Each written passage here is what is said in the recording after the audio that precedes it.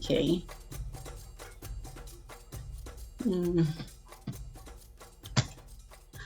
Yay, we're back. Right, so what can you do starting from today? So what I would advise you to do when you're learning Igbo is start with something that interests you, something that brings you joy. So do you like shopping? Learn what to say in Igbo when you're shopping. Egole, how much? Kamga here, let me go to the shops. So learn those things first. Because you're interested in those things already, you'll be faster. Are you a sports fan? Go on then. If you're a football fan, yeah, Kendi Naba ball, which team is playing, okay? Or Kendi Naba tennis, who's playing tennis today, okay, if you're watching the Wimbledon.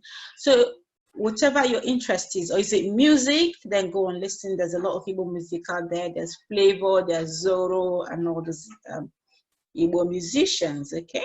Just find the music you like. There's also Igbo Christian music if you like Christian music, and just surround yourself with things that interest you in Igbo. You like movies? Go on. So start with those, really, just start with them. Because when you learn that quickly, that will boost your confidence and you can go on. Because that's what we're talking today, really, how to make you confident. Because what I find out is most people, they understand a bit, they can actually speak a bit, but they don't have the confidence to actually open their mouth and speak it. So in their head, they know what to say, but actually saying it, because maybe they're afraid of what people say and all that. So just say, this will boost your confidence when you know this one first, okay?